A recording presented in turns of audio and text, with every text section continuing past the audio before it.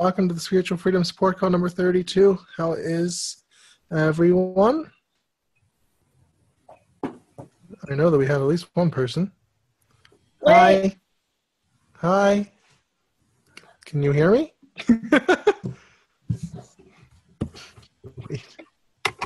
Hi. Hi. How are you? I ran in the kitchen to put something away, and so I didn't have my headphones on. Oh, excuses. Oh, yeah. Who else is here? Me. I'm here. Christine's here. Nope, I'm just coming. I'm sure Justin's coming.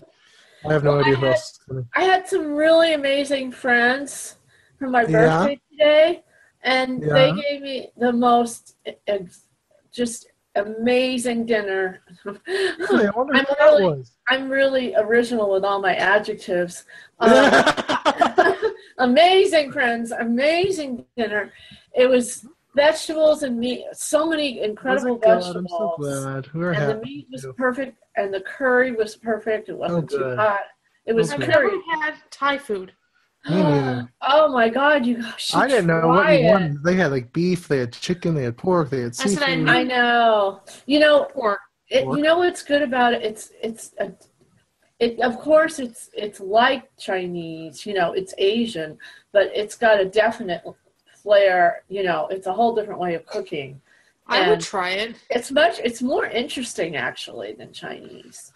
Yeah. I've never had Thai. I would try it. My sister loves it. Oh, most people do. You can't help but not. I wanted to order the Thai. They have what's called Thai iced tea. And you should have told me. I asked you. No, I know, but it has so much caffeine in it. You can't believe it.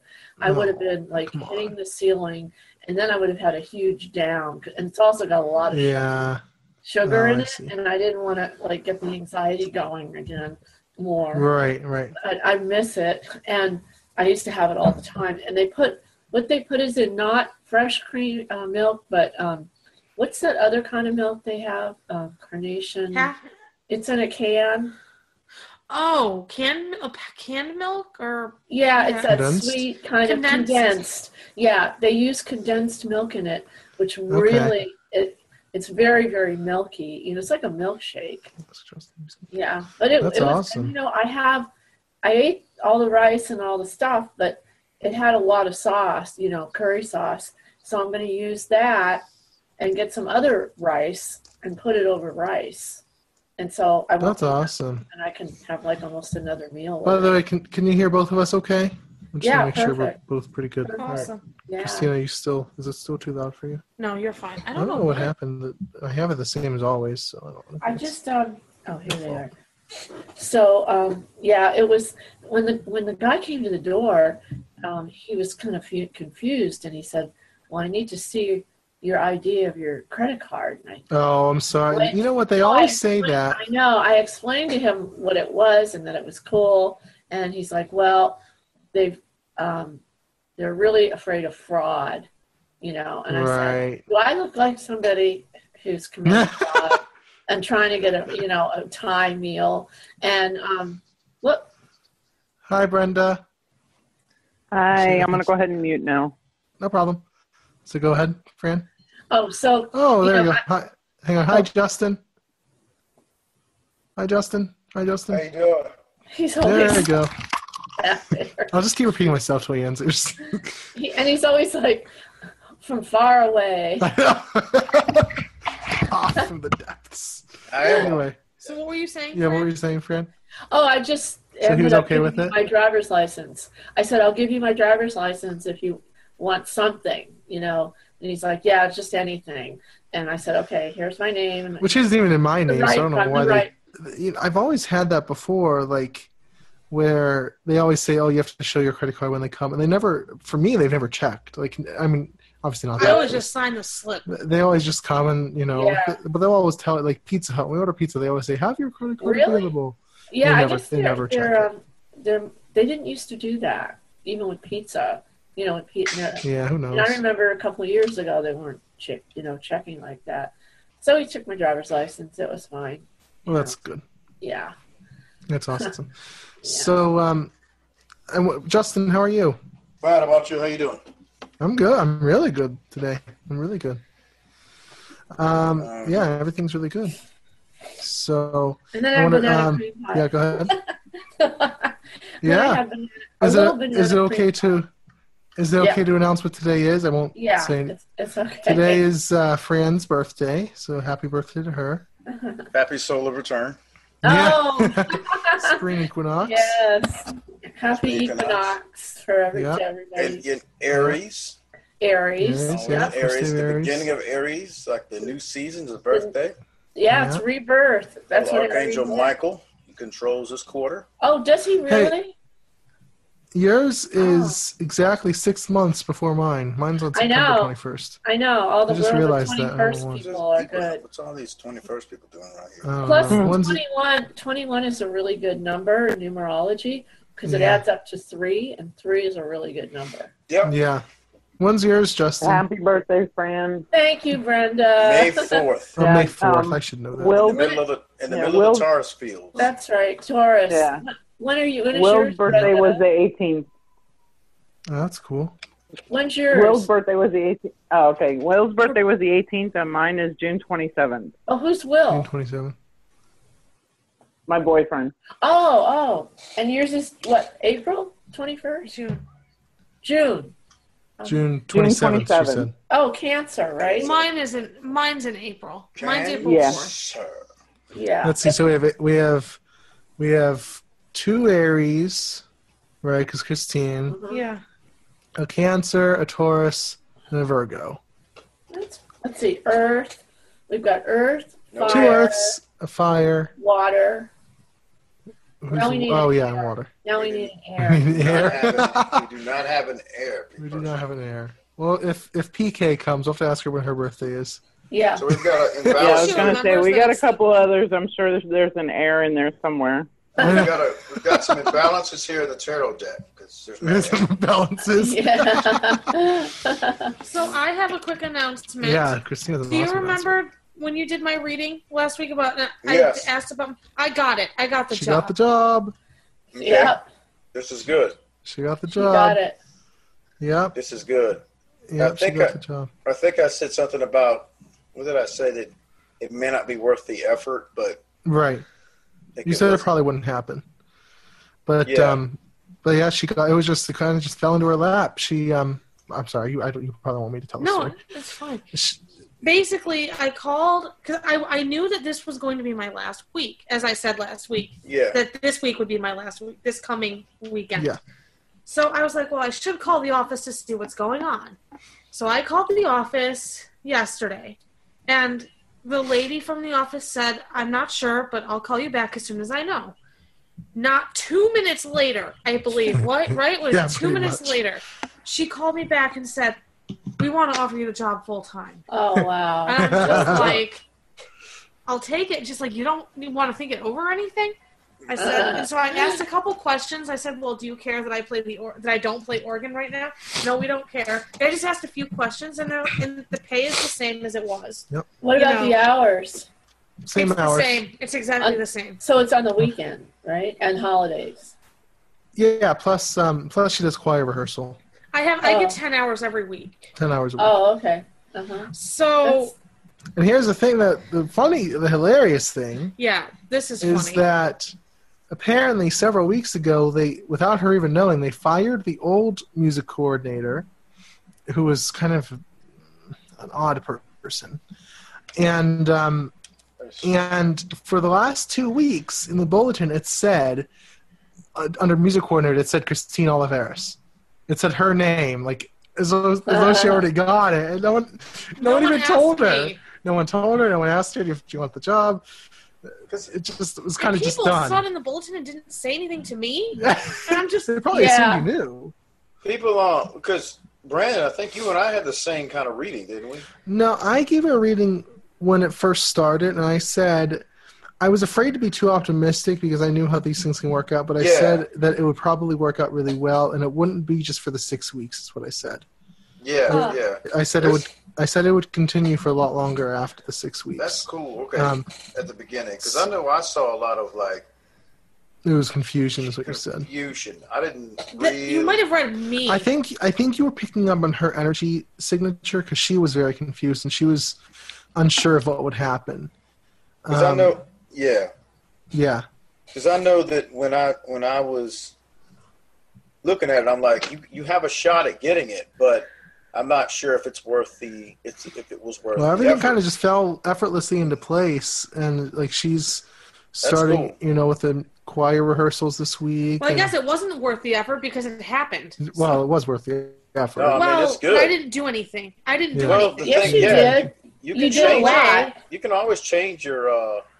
Right, exactly. Change your thing. I must have. I didn't well, know the tarot knew was of 6 weeks ago. The tarot. Well, when was it I did it? Was it after you started? It was right when. Well, it was that Tuesday that I got those messages. Got the nasty messages. So like 5 weeks ago. The tarot. I'm always impressed by the tarot because the tarot knew she wouldn't get the other church position back in December. When I did the reading in November, because she had another church position. For those who don't know, she had another church position in November/December. I remember. And the tarot knew she would not stay. She didn't. It said she wouldn't really get along with the priest much, which was true. And he just scared me. Yeah, well, and that scared of the priest. He's imposing, very imposing. But in that it wouldn't last, and I even got down to like at the end of December it said she would stop, which is what it was. But then this one, I don't remember the cards either. I wish I remembered. I should write these things down. Hold on, let me think. It was. Oh, I had a Major Arcana card. I know. What? It was the High Priest? No. No. Oh shoot! It was a female card. It was the priestess. I thought it was the Empress. No, Empress, wasn't it? I don't know. But anyway, there are only so many female cards in the Major Arcana. But that's good. But yeah, it said basically that it would last a lot longer than the 6 weeks. Too bad you don't have a log. I know. I need to write I wrote down some of my own, but I didn't write down yours, unfortunately. That's cool. Yeah, well, I'm happy because it was iffy, so I'm happy you got it. Yeah. Thank you. Because it wasn't it wasn't a no and it wasn't a yes. It was just like, ooh. Well, apparently this was decided. I kind of knew it was going to happen. Apparently this was decided from 2 weeks ago. So even like it was because for her name to be listed in the bulletin, I think it's pretty. That's awesome. That's funny. And then she's the last one to know. Right, she's the last. Everyone else knows. I had to call to find out. Everyone else knows. Oh, she's like, I just want to double check if this is my last week. She wanted to prepare the choir if she had to do Easter. You got to have someone's name in the bulletin. Right. So actually, they did have it, but funny. not. Yeah. So they had her name and then my name as a sub. Right. But then they just changed my title. Totally. That's funny. And so apparently it was done for like 2 weeks now, and like. She didn't know until cool. That's awesome. Yesterday. So well, Justin, really fun. I'm happy Justin's a good reader. I am happy you got the job. Thank you. Yeah, that's really amazing. Oh my god. For mine, I'm still waiting. Mine, they asked me, which I think is a good sign. They said my code looked really good, and they asked me what kind of salary I would expect for this type of job. So that seems like a good sign. Yeah, but you're gonna get it. I told you, you're gonna get that one. Are you gonna have time to do that? Yeah, I'll have time. I haven't nervous, but you were gonna get it.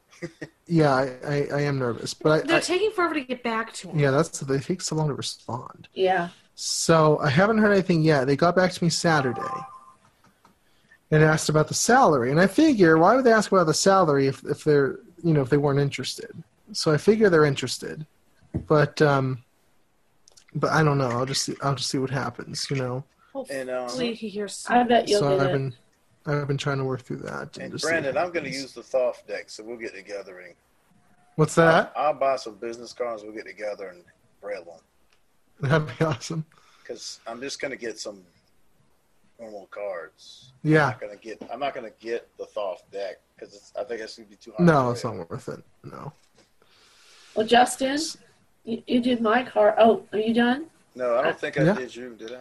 Yeah, you did. Yeah. I did. Yeah. Oh, I guess you don't remember. Well, when you do so many readings, it's hard to remember. Yeah, I did do you. Okay, well, you're right. What you said, I asked you about. I have a car issue going on, and you said that it was going to go it's going to progress, but not in the way I thought. A twist. Yeah. There's going to be a twist. There's definitely a twist. Yeah. And it's still proceeding. It's these sensors in the engine that have to go off. They all have to work before I can get my. I don't know on the East Coast if you guys have to get when you. I mean, I know you're asking blind people. No, I know. But Brenda might know. Right? Yeah. We used to have. When you renew a registration. We used to have to do the emissions here. Yeah. And my dad's car, actually, the oxygen sensor was bad, so they failed him. Well, so he had to get that fixed. Well, see, that's they don't do that anymore here, though. Oh, okay, because that's funny that you said that, because that was the sensor that went on. That's awesome. So it's going well, though, Fran? I don't know. I have to do something that maybe it was meant to be, something that I've been really, really afraid of and sabotaging myself. The car has to be driven more. It has to, in order for these sensors to go off, you have to drive it like nonstop for 40 miles, and because they got accidentally cleared somehow. Yeah. And then I can't even get the smog check until all those are working. So there's 2 more left. So on Saturday, I'm going to drive out of where I live and on the highway in this rural area on a freeway, big freeway, on my way to Sacramento.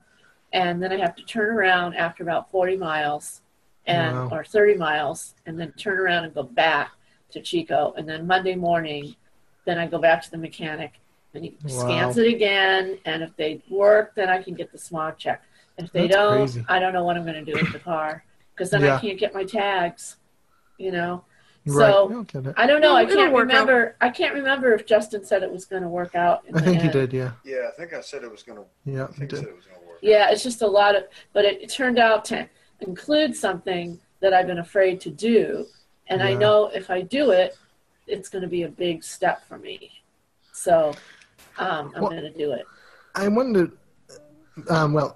Sorry, I didn't mean to interrupt you. If you're no, I was just saying it's just very anxiety. A lot of anxiety for me to drive. You'll be fine. Where I used to not have that problem. Yeah.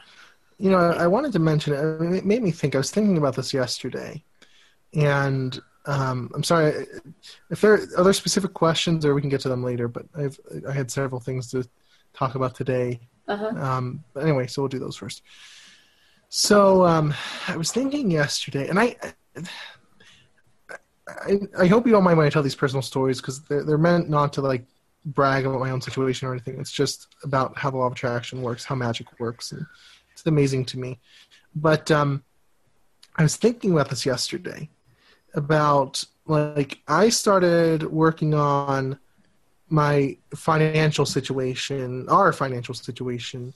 last October, if you remember. So basically almost 5-6 months ago, right?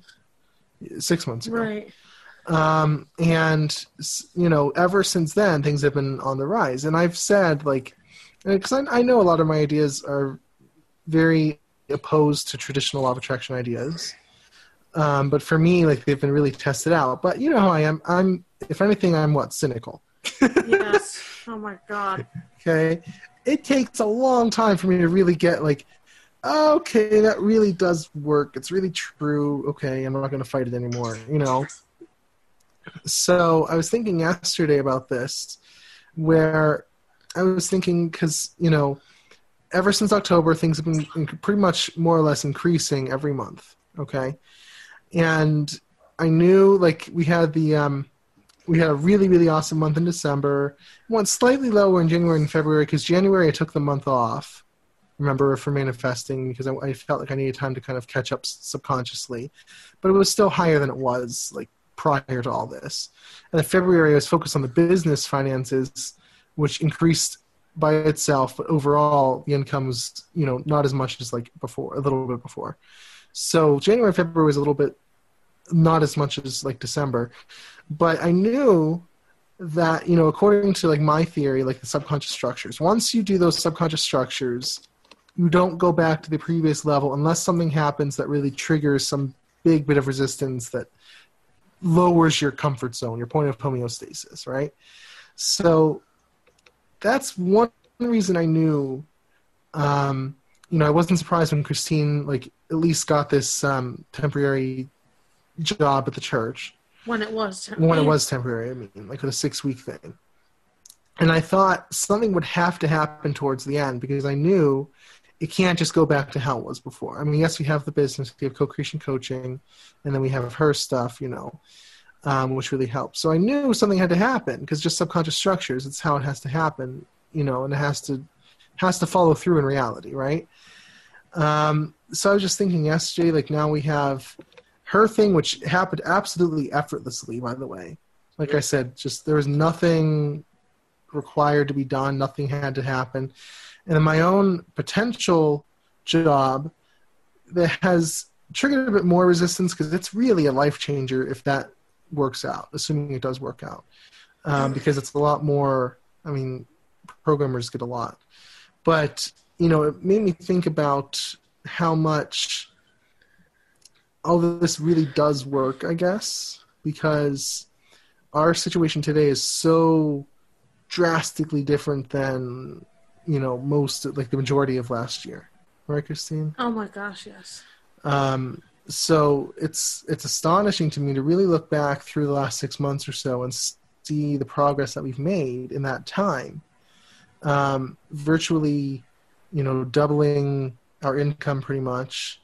And it's just been really cool to see that. So, and now I'm working on new goals with finances and stuff like that. So, but it really proves to me that all this stuff works. Obviously, I knew it does theoretically, but there's a difference between theoretical knowledge and actual experiential knowledge.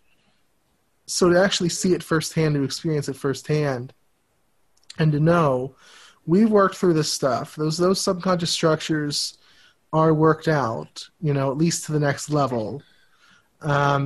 So now this is where we are. This is our new point of homeostasis, right? Now let's go to the next level, but this is our new normal. And it has been. It's been amazing. Yeah. Everything just sort of happened. Because I remember when it's been so much less than that, but now this is our new point of normal, new point of homeostasis. That is just really cool. I love that, to think about how it works. So that kind of, I was just thinking about that yesterday, and for those who are working on big goals, especially, I think, it does work. And you just have to put in the time and the effort and, inner work and working through your subconscious structures and raising your point of homeostasis, creating a new normal. But it really does work. It just takes a bit of time, obviously. So that was my big thing. It's been really cool to see that. So sorry about that. I don't want that to come across the wrong way, but it's kind of astonishing to me because, again, I'm very skeptical. You braggart. Was that part of what you and I discussed yesterday? Remind me specifically. About the homeostasis and the things that were discussed. Yeah. Yeah. I mean, I'd been thinking about that otherwise also, but yeah, we discussed that a little bit yesterday. But it's really neat to see. I think it's useful to look back at your own progress, right, and see like where you've come, how far you've come in your certain goals. And I mean, it's hard because we have this tendency to only look forward. How far do I have to go to my next goal? But to not look back and appreciate how far you have come from where you were, let's say 6 months ago or a year ago. I don't like looking back, man. What's that, Justin? I do not like looking back usually. No? Why? No, man, because I've been through hell over the last several years. Oh, really? I really don't like looking back too much, but I mean, you do it to learn. Well, and to help other people if you got some experiences that you can draw from. But for me, I'm not gonna lie. That's I don't like looking back, but I see why you should. Yeah, I think. I mean, if you're new to creating your life, then you might not want to look back because someone who's not a deliberate creator, who allows themselves to go through a lot of negative experiences and doesn't know how to change that, it's not going to be pleasant, obviously. But once you start this stuff, I always say start small. But once you start this stuff, and you start creating and you build a foundation that you can build upon, and then you start building that and building that and building that, then you start to see, okay, 2 months ago I was at this level. 4 months ago I was at this level. 6 months ago I was at this level. If you are really doing your job, I'm going to say this carefully. I don't want to make anyone feel something they shouldn't feel, but if you're really doing your job of creating and you're really working consistently on a goal, let's say finances or relationships or whatever it is for you. For me, it's fine. It's always been finances. If you're really working at creating that, you should see a progression over the last 6 months or a year. Okay, however long you've been doing it.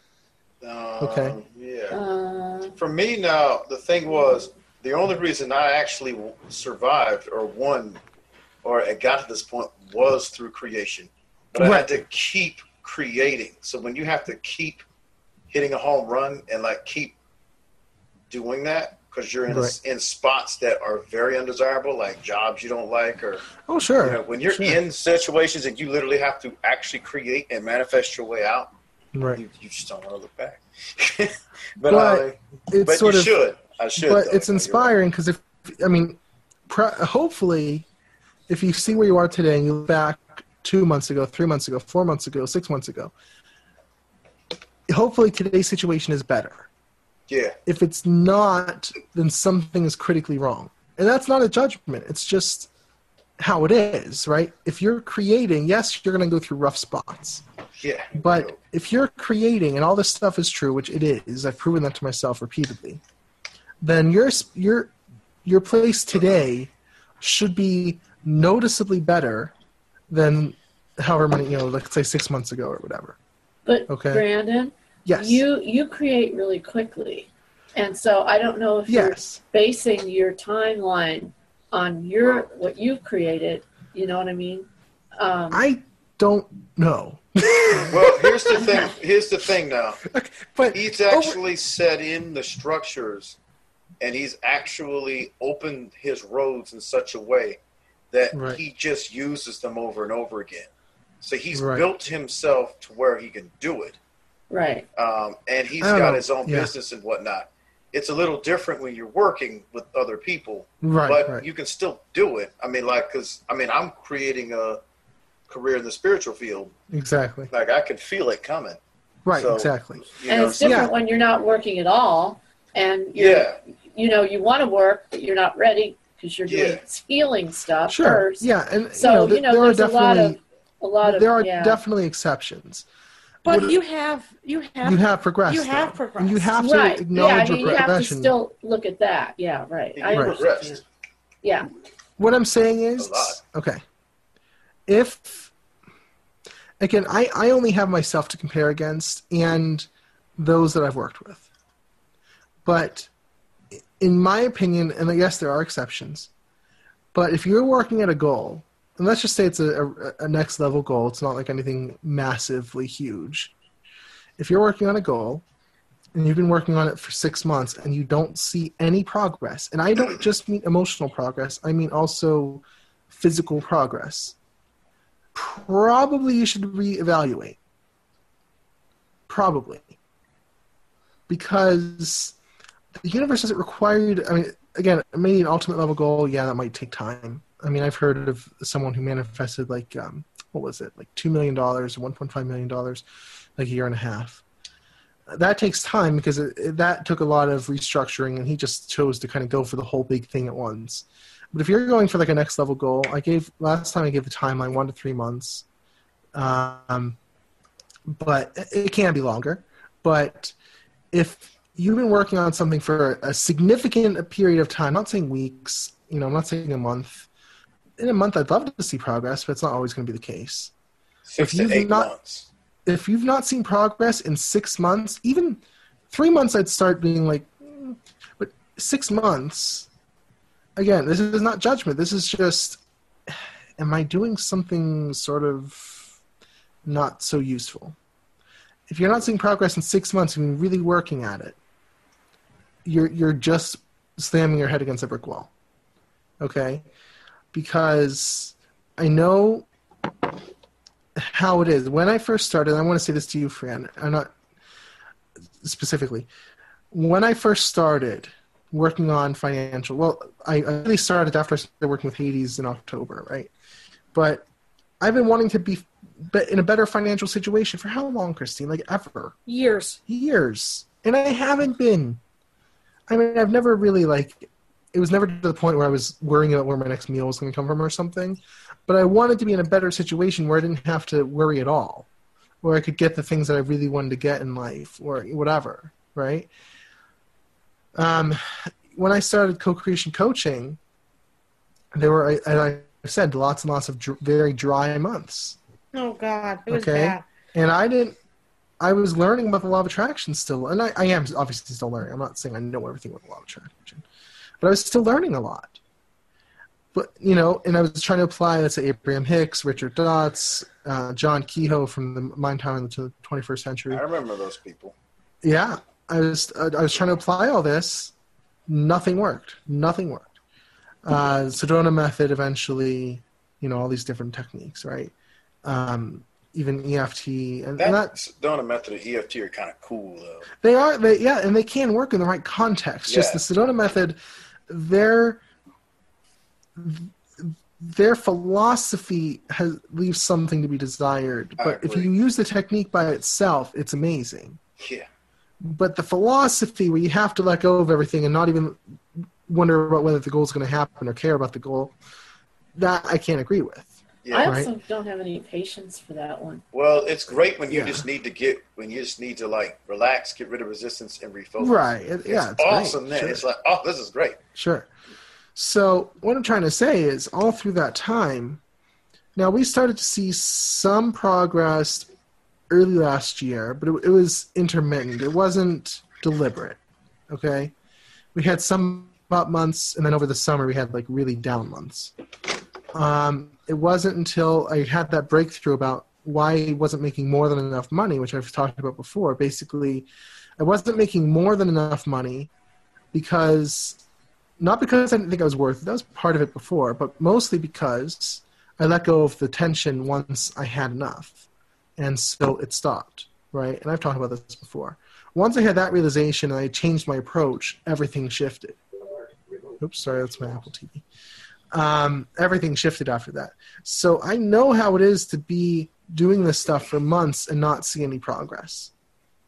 What I'm saying is, in my opinion, in my experience, if you're really in normal circumstances, I'm not saying, those can never be otherwise. There are no exceptions. But in normal circumstances, if you're working at a goal persistently for 3 to 6 months and you're not seeing progress at all, and I mean physical progress, not just emotional progress, something is probably off. Okay? That's my opinion on that. What do you think, Steve? I've also seen sometimes it's, I don't know, it can sometimes, I think I've even had this happen where it was just the wrong context for the goal. It's like right, you were trying to do something and there wasn't a way to do it where you were. You missed the universe telling you that, hey, no, you really need to move. Or you need or this just isn't the right goal for you.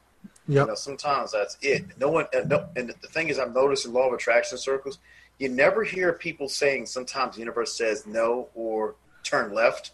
They always just say, just believe. And it's like, no, sometimes you really actually have to figure out. Sometimes you have to change. Is this it?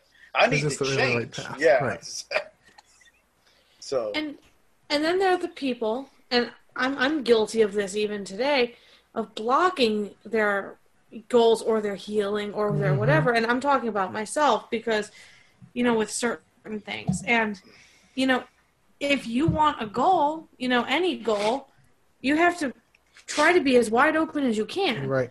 But that's very scary, and it's very vulnerable, and it's hard, and those are the people that are exceptions that have to, as you said, Brandon, change their subconscious structures, and do the inner work. Right. Can I ask Justin something? Yes. Well, of all of us, you and I are the two single ones. And we took a right turn on this. Don't get scared, Justin. I'm not going to ask you to marry me. What I was going to say is that sometimes it gets a little, as much as you try, you have to try. I see now that you have to try twice as hard when you're alone. Or if you don't have a significant other or a spouse or whatever. And I don't know if you found this. The right person will help you out because they'll tag team with you. Yeah. And they've got your back when you screw up. Exactly. So I'm just saying. Go ahead. But, yeah. Well, my question is, do you find that you have to try twice as hard sometimes? No, I don't know about twice as hard. Or just a little bit, It's like... It's just I really, and you. I'm going to let Justin answer, but I really want to nip this in the bud because I don't like where it's going. I don't know. I don't it's not a negative. It's not a negative question. No, it isn't. It feels like it. Go ahead, Justin. I don't think you have to try twice as hard. For me, no, I've never really thought that I had to do that. I've thought many times, I'm in situation X. It would be nice to have someone to help me pick up the slack. Right. I don't make it work. Because it would help you. What's the saying is, the whole is greater than the sum of its parts. But no, I wouldn't say I had to try harder. It's just that you can't afford as many mistakes just in general. But that's a natural thing if you don't have a team. Right. So you make sure you build your lifestyle so that you can do it on your own. I'm not saying you won't have more power with somebody. As a matter of fact, I've read that in books that a woman and a man together are just going to generate more power many times. But only if they're really working in concert. But they have to be working in concert. Right. So if they're not working in concert, they actually are worse off. Yeah, they'd be better off single. We were actually worse off for a while. Oh, God. Before the last few years have been awesome, but the first couple of years... I didn't know what I was going to do. I don't know about twice as hard. I don't think so. No, I guess that was the wrong thing to say. I didn't mean it as... There are pros and cons in both. I didn't mean it as a negative. No, it's not that single life is hard and married life is easy. Single life can be very easy because you can have the freedom to do whatever you want to do. Yeah, you can. And it can also be hard as you've mentioned, but married life can be easy, because of the same thing. Trust me, sometimes. It can also be very hard. Yeah. So it's not one or the other. Yeah. They're pros and cons to both. Married life is not easy. Oh, the only time that you're going to get more power with your significant other is if you guys work in concert. Other than that, it's pretty much normal. Now, and that is rarer than you think. Yeah. Well, It can be love at first sight, and still you can fight like cats and dogs when you get married. We do. I was married for 3.5 years. It could just be neutral, and you're not really helping each other. It's not that you're not getting along and having a good relationship. You're just not really helping each other. Well, for example, Christine and I are on totally different paths. Right. She's on a very Christian path. I'm on a very not Christian path. That's true. But you do some of the same energetic work. Yeah, we do some of the same stuff. So you guys can sort of work together. And just because you're going to do some of the same stuff, you're going to you're kind of the sort of like that. The only time that I can tell you're going to really get more powers if you work together. Now, a man and a woman working together are almost impossible to stop. Yes, they are a juggernaut. But other than not that, necessarily. Not really. Right. No, not necessarily man or woman. It could also be same sex. Of course, yeah. That could be, But I mean that blend of energy, that partner. Yeah, I think yin and yang a lot. So and it could be one has more masculine energy, one has more feminine energy. Yeah. So usually that's what's true.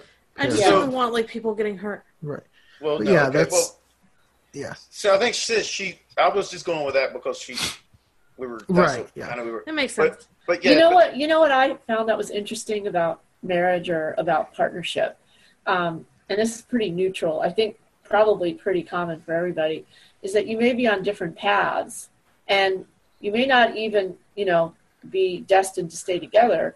But what I noticed is that for both of us, that we were on different paths, but when things came up unexpectedly that we're going to we didn't have time for, or that we needed, we couldn't totally handle on our own, and it would make other things in our life easier to have somebody help us with. They weren't like super major things, but they could be emergencies or unexpected. That really made life smoother. I know it did for me. Yeah. And that was the part I missed, because then we would become a team and we would get that taken care of. I do want to say there is no destined. No one's destined to stay together. You can. Yeah, that's just not true. No. That weakens the individual. It takes away your power. It robs you of your individuality. I didn't say that you would. Did I say I was destined? You said if someone's even if you're not destined to stay together. Oh, well, I just meant even if you don't end up staying together. Yeah. I know. For everyone else who's listening, I just want to mention that because it's such a common. My parents were married for 26 years. Yeah.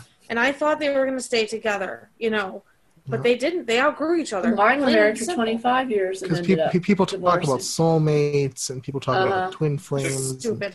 There's no such thing. Twin flames, yes, but they're not necessarily romantic. No, they're not necessarily romantic. And just because you have a twin flame doesn't mean you even stay with them. You could hate them. A soulmate isn't. It's just somebody you need. Well, there are people that have stayed together. There are people that have had marriages for 50 or 60 years. Yes, there are. Absolutely, and you can absolutely be one of them if you want. It's not destined. It takes work. Yeah, you have to do it. But the thing is, no, she's right to her point. No, I mean, you can't beat having a good teammate in a pinch. Right. There's no beating that. I can't beat that. When you're in a foxhole and you got somebody at your back, that is yes. That's the only part that I really miss. Sure. I agree with you what you said about manifesting and doing what you need to do on your own, and that's fine. I'm just talking about those little things that become big things. They become bigger than they need to sometimes when you're alone. Oh, sure. Oh, yeah, they can. And then they take you away from what you were, kind of trying to focus on. Yes. Well, you start to be strong, and you have to be complete in yourself, and you have to be confident enough to handle it on your own. Mm-hmm. If and when you're ready for a partnership, you will get that partnership. But if you're not, you won't.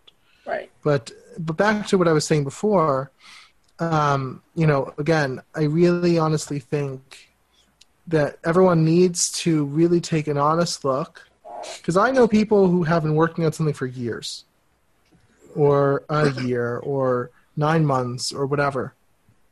And they'll say, it's just, I feel like I'm so close, but it's not. Well, you're not.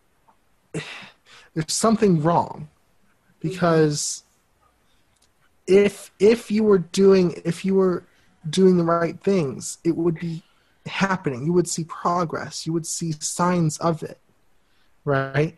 It wouldn't be like this rut that you're stuck in. So again, if you haven't seen progress in 3 to 6 months, and you're working on the same goal constantly, then something's wrong. You're stuck somewhere. And that's really a situation where you need a coach, because, you're probably blind to it. I had someone who came to me. Now, this woman came to me once. Oh, I think I know who you're And she came to me and she said, I'm so stuck in the situation. Oh, it's not what I thought. And, I'm stuck in the situation, and I'm a master manifest with everything else. But this situation, I just can't do it, and I don't know why. Everyone has their weaknesses. And she's a coach, right? And she's a coach. It literally took me, I'm not bragging, it took me 5 minutes to say, this is your issue. Okay, and I pointed it out and told her how to overcome it. And Did she? What's that? Did she? Yes, and a month, and I haven't checked in for a while, but a month later I checked in. Oh, you didn't tell me And this. she said, everything's changed so much since then. Like, everything's really been going a lot better. Oh. She hadn't quite reached the goal yet, but it was definitely making progress, and she'd been feeling a lot better, and she hadn't been worrying about it so much. And a total 180-degree shift because of one little thing she was absolutely totally blind to. Oh. That's why you need a coach. So you just sometimes need someone else. Yeah. Sometimes you just need someone else to be like, what am I doing wrong? I just don't get it. Right. Or you need a partner like Christine. Yeah. I'll talk to her. She's like, well, Christine is totally honest, right? Oh, yeah. And there you go, Fran. There's another reason that you need that a partner helps you. There you go. They're your mirror. They're your mirror. God. I mean, like, there's situations that you can't duplicate. Well, then I'm going to have to marry Christine. Oh, God. Man, and, it's going to be like a menage a trois here, Brandon, are you going to be best man at that one? Okay, moving on. I'm kidding. Comment. I'm just kidding. But yeah, you need someone objective. It's like we were talking about in that... Or best friend. In that interview with Natalie Thompson, we were talking about the Johari window and the blind spot. Right, the spot the blind self, whatever. The self that you can't see, that you aren't even aware of. You need someone else to point that out to you. Like, hey, this is what you're doing. And it hurts like hell, too. Yeah. And it's like, I'm a lone wolf. I hate when people point it out to me. Really? So, Justin, most times, when most people come to me, especially if they're really good with law of attraction, I'll point out one little thing. This is what you're doing. Nope. Was I audible? Because it said my internet connection was unstable. I don't know. I heard you. Weird. Okay. No, I felt like a dropout or something. But anyway, most people who come to me, if they're good with the law of attraction, within a couple of minutes, I'm usually able to point it out, unless there's really deep, issues, systemic issues. But usually I'm able to point it out really quickly, right? And that's what happens. And the light goes on. And the light goes on, and then they change it, and it's... those are my favorite sessions. It's harder to work with the real deep systemic stuff that takes like multiple sessions, but the real quick ones. Those are my favorites. Those are my favorites. It's like yay. The deeper ones are my favorite. Yeah, Christine likes the deeper ones, but and I don't mind. But it's a lot really really satisfying to work with those really quick ones that just you make that one little fix and then everything snaps into place. Yeah. I love that. So yeah, I just think you need to be honest, everyone. You need to be honest with yourself. This stuff should work quickly. And Richard Dott says the same thing. He worked on a goal for like 10 years and didn't get it until, he was able to finally learn the concepts and the principles that he did and apply them. And then it started working like within weeks. So you should see progress in preferably weeks, if not that, then months. I talk about Joe Tabanella, my favorite law of attraction teacher, who also does hypnosis. You guys remember I talked about him? Tabanella, Joe Tabanella. And he's the guy I took the hypnosis and the law of attraction course from. Is he on YouTube? Not that I know of. He does local classes, and he does classes through the HMI. Yeah, but the American Hypnosis Association. Anyway, so he said how he had this client who was working on becoming he wanted to be an actor on TV, I think. And I forgot this. So Joe told him basically just journal every day. Just journal about what it would be like. And this is where I got my journaling method. Journal about what it would be like, pretend you're in that situation, make up stories. You told us about this. I did, yes. I'm going to say it again. Pretend what it would be like to be there. Just journal it. And I'm telling it again because there was an aspect I didn't tell before, I don't think. So after 6 months, I think, he called it, the client called him back and said, oh, you wouldn't believe everything's changed, whatever. And he was telling him that now he's in this thing. And Joe said, why did it take so long? He said, no, it didn't take long at all. It was like after a month, finally started to feel normal. And after maybe, a month or two, he started getting the positions he wanted to get. It took a month or two. So even according to Joe Tabanella, whom I trust with everything when it comes to this stuff, he says it shouldn't take 6 months. It shouldn't take that long if you're working at this every day. It just shouldn't. It should take a month or two or 3, In most cases. Again, there are exceptions. You're talking about current goals. No. Current goals take a week or less. Next level goals. These are next level goals. Yes. I wrote this down. I thought you okay. No, next level goals. You know. Remember, current ones are the ones that are effortless. Yeah. Like whether or not, I'm really afraid of saying too much on this because I don't want to give too much energy to it. Okay, whether or not this job works, it's an amazing example because I set a goal, a specific goal, to get off of SSI. I've said, and within a few days, an opportunity arose. Now I don't know whether it'll work out or not. But I'm not going to say much about it because you know how I am, but I don't like to give away too much. But whether or not it does, that's a really quick manifestation. To even have the opportunity and to go as far as it has. That's a huge thing. Is a huge manifestation, and it means it's extremely close. Because you've never I've never had that. No, but you're rolling, man. You got momentum. And I have lots of momentum. They've already asked you for your salary. For the salary, yeah. So you'll get it. Don't worry. I think you're going to get it. Did you give him a number, Brandon? I was afraid to because honestly, programming jobs can vary anything from, and I looked it up. Almost should never give a salary, man. It can vary anything from 40,000. The average is 95,000. Wow. So I didn't want to be like, oh yeah, let's say 40,000. They're saying like, oh, we're going to give you 70,000. Are you not that worth it? Because or I don't want to say 70,000, then be like, yeah, we were thinking like 40,000. You should just give what you think you're worth. No, you shouldn't even think about that other stuff. Yeah, but no. So what I told them was this. I gave them a very non-answer. I said, I'm interested in finding a position that matches my interests and skills, and it seems like your company is able to do that, and I trust you to offer a salary that's fair. And I said, I would like to know how many hours a week this would entail. I said, I have an open schedule. There's no limitation, but I just want to know just so, I know all the details. So that was my answer. Whether or not they gave you, and then they didn't, I haven't got anything back yet. I'm waiting. So I didn't want to give a specific number because it's just too variable. Well, now they know you don't have a job. I mean, you do have a job, but I didn't say I didn't have a job. I said my schedule was open. My schedule's open. Yeah. Right. That doesn't mean he doesn't have a job. It's on his resume that he's co-creation life coaching.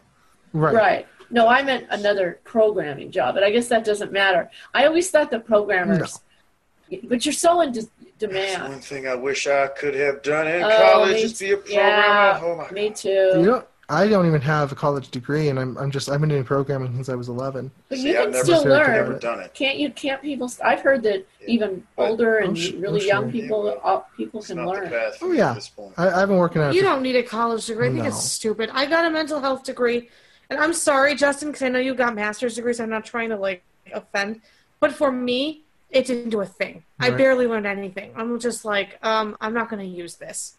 Yeah. It depends on your path and what you want to do. It's me. Right. It's just me. You. That would depend on you.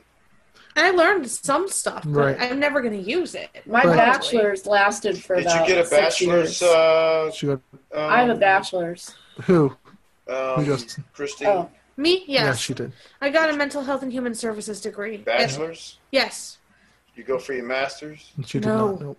I won't either. I think it's a waste. For me, I think it's a waste of time. For you, it's wasn't the right major. Right. Exactly. So, but anyway, this job, again, whatever happens, it's an amazing opportunity it's an amazing thing, an amazing sign that this is happening to begin with. So this is what I'm saying. If you're there, you're there. And it doesn't take that long to get there. Okay. Right. And it'll go faster the better you get at it. Because now I know what to do.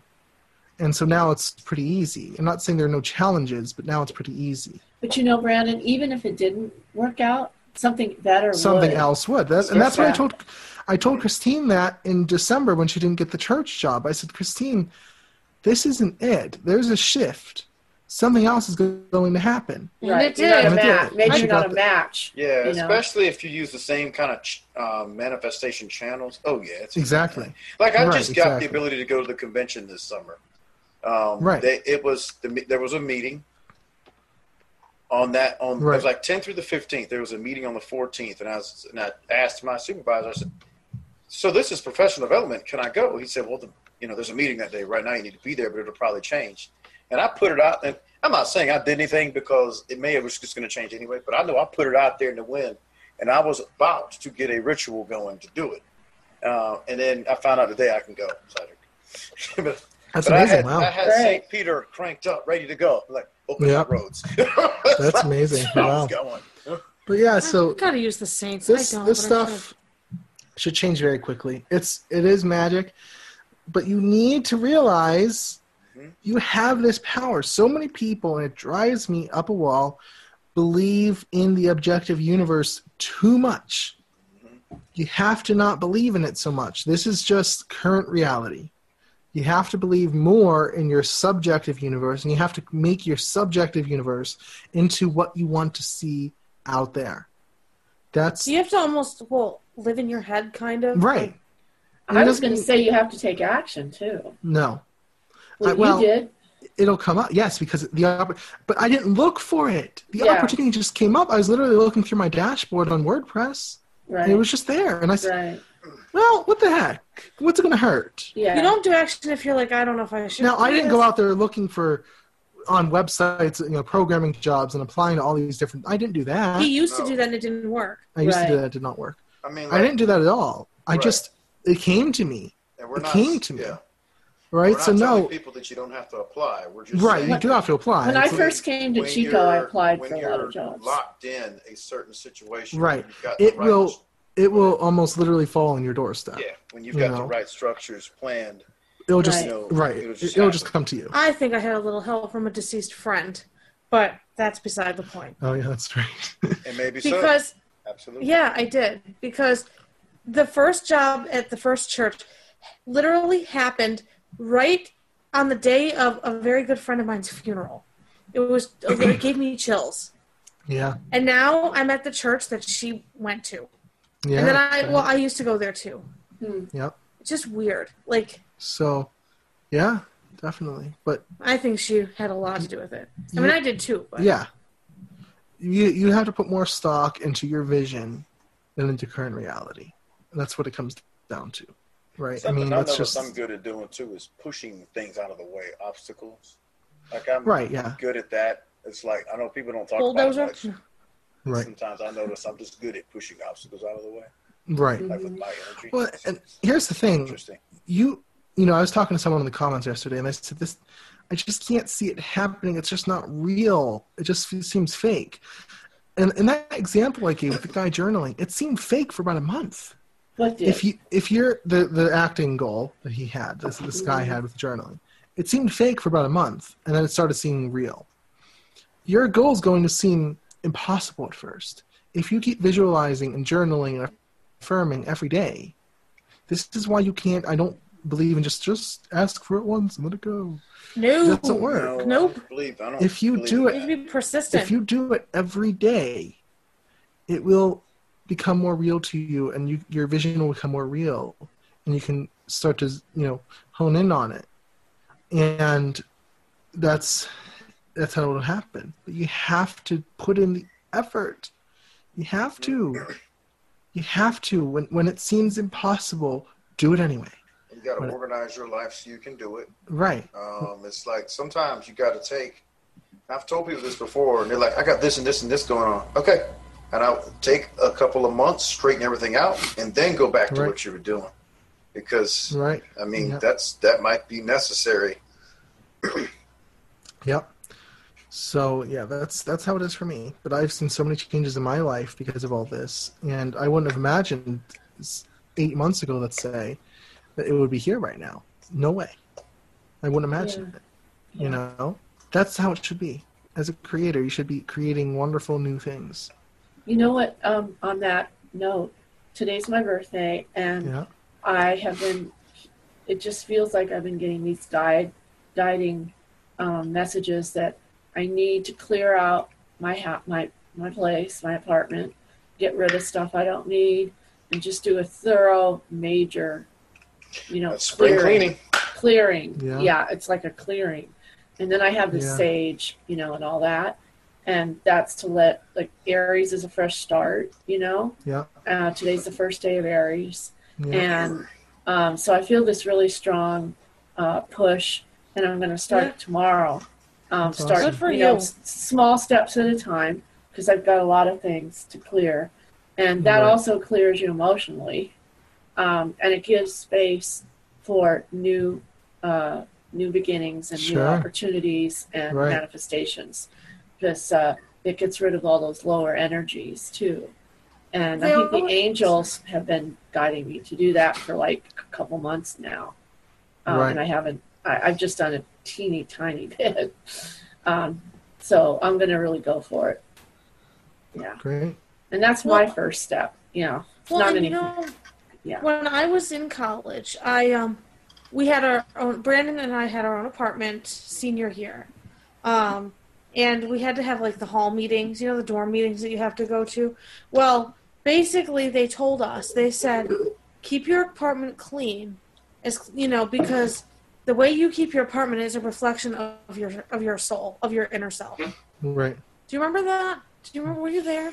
I don't remember. I guess you can walk that up. But basically, if you keep a house that's not clean, and I don't mean lived in, I mean dirty. No, I don't have a dirty I don't know apartment. how true it is, but I can see how it's a reflection of, just for example, the music coordinator that was there has music up the wazoo.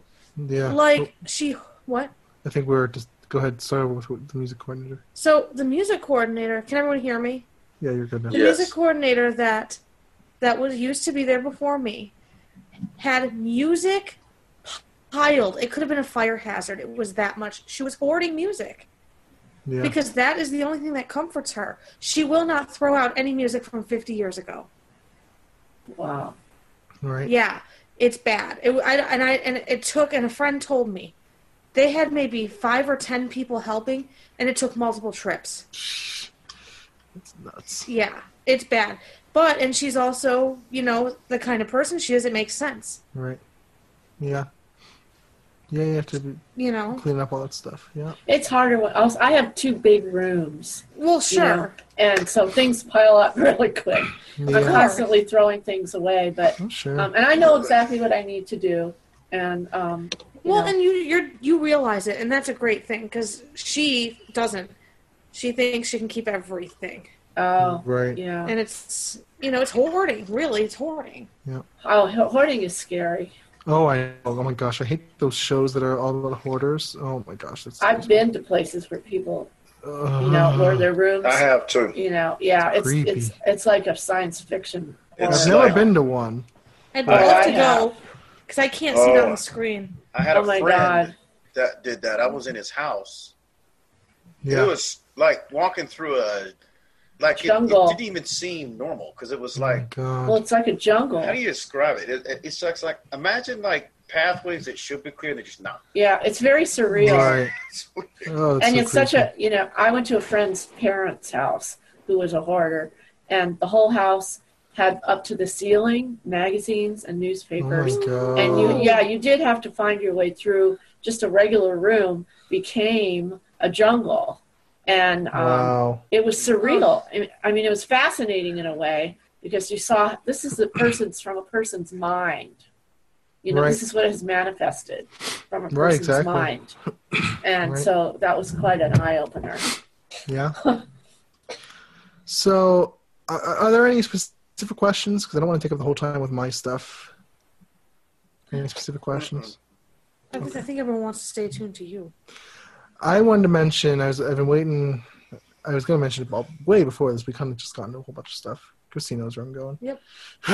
All right. So, I started working with Hades in October, right? That's no secret. I've talked about that publicly.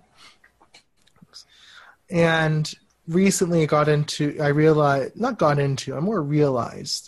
I was more of a left-hand path.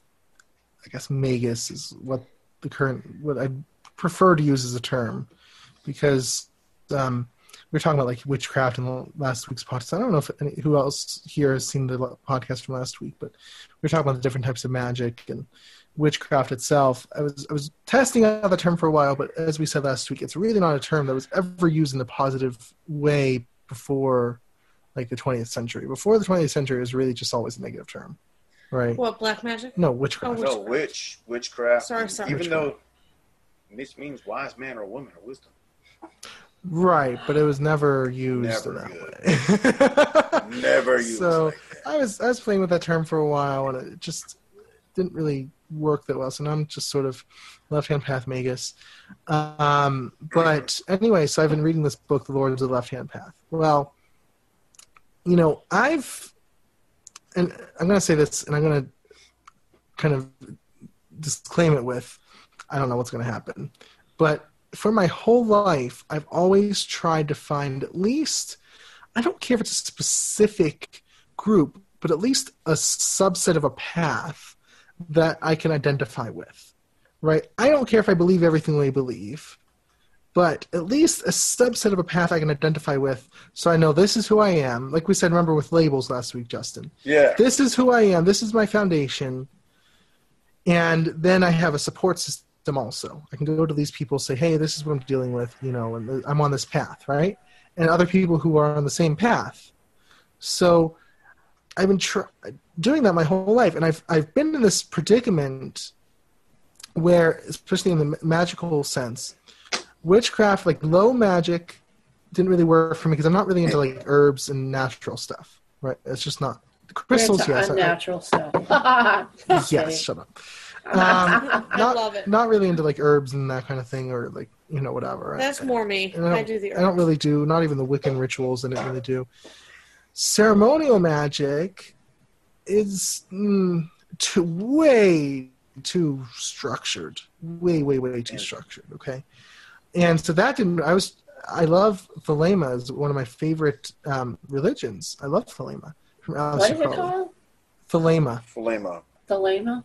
Okay. Yes, Thelema. Thelema. Yeah, I said it right. Yeah. I love Thelema. I don't even know if I'm pronouncing it right, Justin. So. But I can't imagine how else you pronounce it. But I love that path, but it's too ritualistic again. And I'm just not into that. And some of the rituals are just sort of creepy. That kind of peg my creepy meter. But I like creepy rituals. you probably would. You probably would like it. Yeah. Like one of them uses like a drop of your own blood and that kind of stuff. No way. Oh, God. I'm really not, Justin. Oh. I'm really not in the mood to I'm a needle-holic. So, are you really? You mean a needle phobic? Needle phobic. Oh my God. That sounds like a personal problem there. Oh God, needle-holic. Oh. Yeah, I was always a little weird. No. Oh, boy. Oh, go gosh. get acupuncture if you're a needle-holic. Yeah, right. Oh, sorry about that. Anyway. That's funny. Christine's needle-phobic too. I'm not. Anyway. Well, I have to give my cat a needle every day in her skin, so I guess maybe I am a needle-holic. I've had to become one.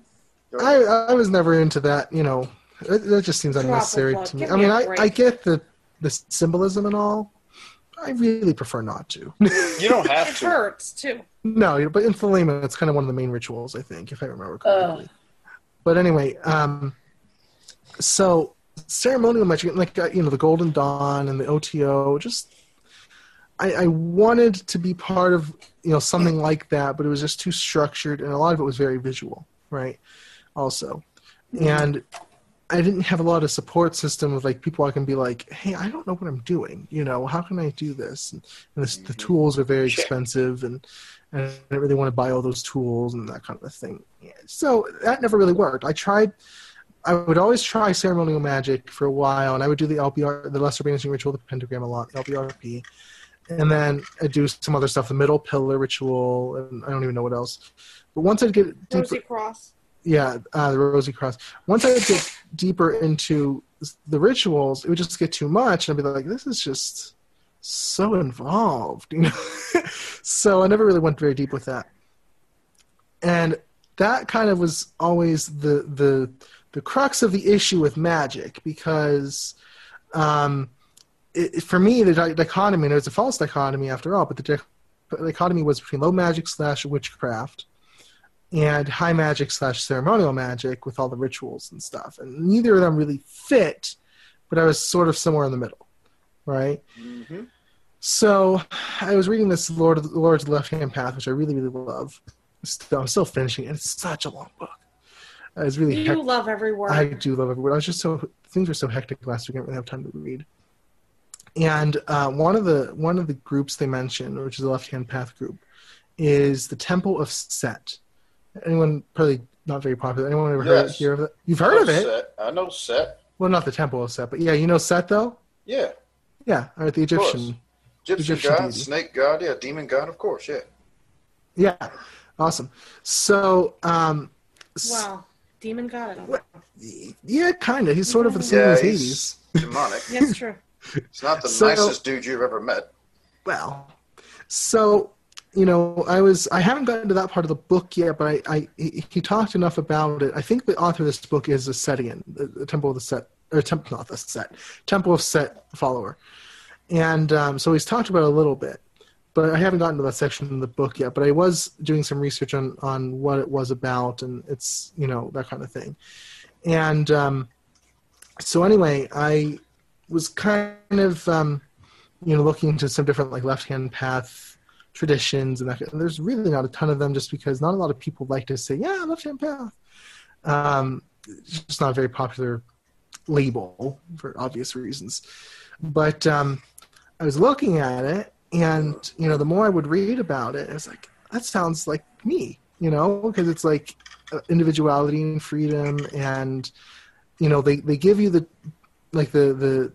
magical, not the physical tools, but the techniques you need, but they don't tell you what to do or how to believe or anything like that. They just give you guidelines, right? So it's not like they value your free will. They value your own investigation into the universe, which I really like. Because most other traditions, like especially occult organizations, which you'd think they wouldn't do this, but they kind of control what kind of magic you do. It's very strict like that, right? So I like that about that. So I was, looking at, and it's not, there is ritual, but again, it's a lot of it's for the psychodrama of it. Did you see about the, Justin, did you see the circle post yesterday? No, there was a post yesterday? Yes. Which one? How to cast the circle. Oh, no. Wow, I completely did not see that one either. Yeah.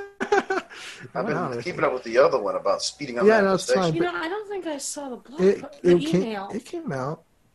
Oh, you have to check. It came out. I got it. Oh, okay. But anyway, so in the post, I talked about the importance of psychodrama. And psychodrama is basically the dramatics of the ritual, just because it impresses upon your subconscious mind that something is special about this. It's not necessarily needed to actually be all dramatic. You ever see a ritual on YouTube that a magician is doing? They don't just speak the words, right? They don't just, like the LBRP is a good example. They don't just speak the god names and the archangels and the Hebrew, and they don't just speak it in like a whisper or something. They yell it, or they chant it really loudly. You ever see that? Well, you've been on the ritual, right, Justin? Yes, yeah. You don't just say it. You don't just like. No. You really put it out there. It's very dramatic, right? Mm-hmm. Very dramatic. And that's important because it tells your subconscious mind something important is going on here. So they do like ritual for that reason, but they're not real strict about how exactly you do your rituals. It's sort of very open to however you want to do it. And they do have certain ways of doing it. I don't think they use circles. They do something like they ring a bell 9 times or something is what I heard, and that signifies the ritual.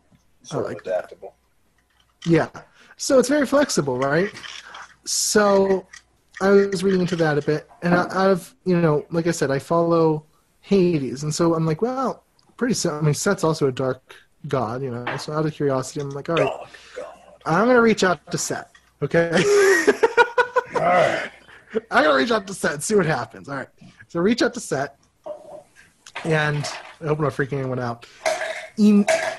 Immediately, I get a response, and I mean immediate response. Set was like, yes.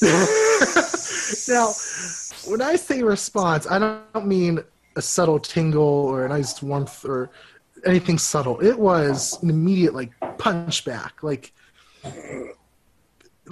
absolutely. an immediate sensation. I don't really know how to describe it. You can't. And Justin, you've reached out to gods before, right? You can't really describe the sensation. No, I've reached out to a lot of angels, but I've reached out to gods too. Right, but you know when you have a connection with one, right? Yep. That was it. It was like, it was just right there. Okay? Very extremely, even stronger than Hades has been.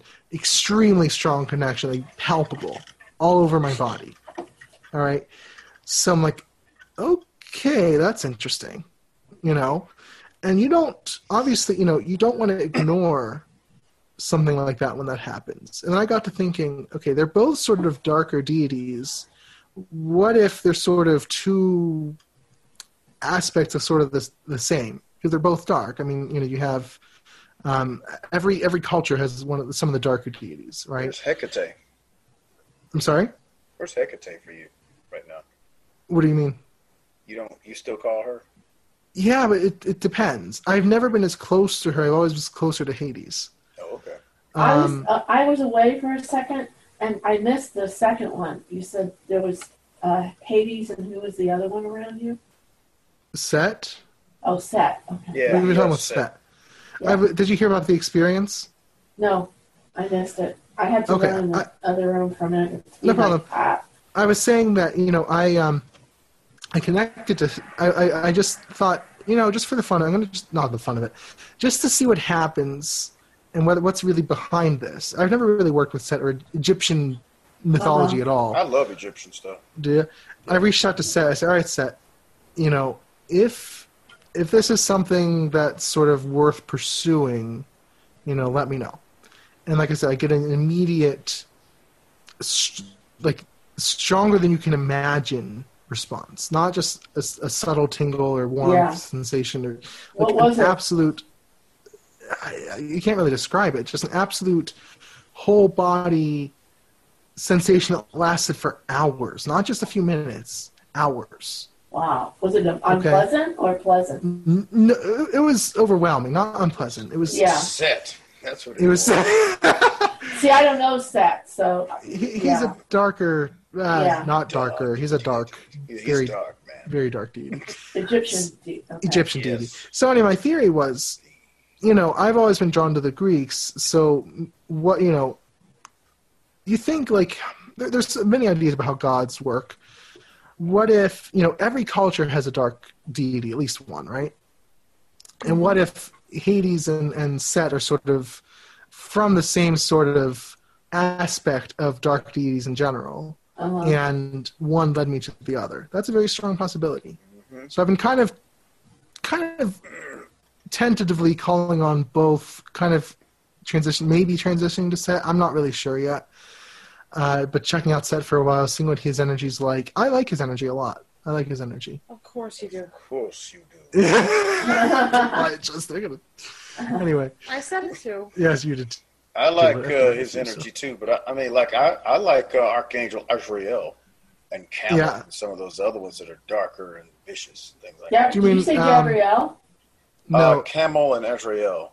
I've never heard those. There's one called Azazel or something. Is that what? Oh, Aziel. No, Azrael. There's Azazel is one too. No, he's a demon. Azazel is a demon. Yeah, we're talking to Azrael. Azrael, okay. Angel of Death. Yeah. Oh, okay, yeah. That's someone's phone. Yeah, I'm turning it down. It's nothing. So, so long story short, or as short as I can, you know, my thought was, okay, maybe Hades, you know, I've learned everything from Hades in the last 6 months, right? It's you can't underestimate, and it's not just like, well, it was really me, but it maybe Hades helped. No, it was Hades, right? So I don't underestimate that relationship at all. But I'm sort of thinking, was this a transitional step? Because I always call, Hades, what's the next step? What's the next level of all this? Because I always want to know what's the next level of magic, the law of attraction, whatever. And he always gives it to me within a few days or so, or a week or whatever. And so I definitely was led to the Lords of the Left-Hand Path book. This feels like the more I read about this Temple of Set, the more I feel really, really connected to it. I'm going to find about Temple of Set because I might use some of their techniques. Well, I'm going to tell you a little bit about it in a minute. most of their stuff is secret. You have to actually become a member. But they do have some public articles. But they have a website called Keffer.org. It's spelled XEPER.org. And I'll describe Keffer in a minute. But so, I've been kind of connecting with Set more because you don't ignore a connection like that. When you call on someone and you get that kind of immediate, instant connection, you don't ignore that. Right? You just don't ignore that. So I've been kind of, working with him a bit more last couple days and being like, okay, let me know what's going on. Am I supposed to see what's going on in this path or not? So that's been very interesting. So I've learned a lot more about the Temple of Set. I might get there's answers.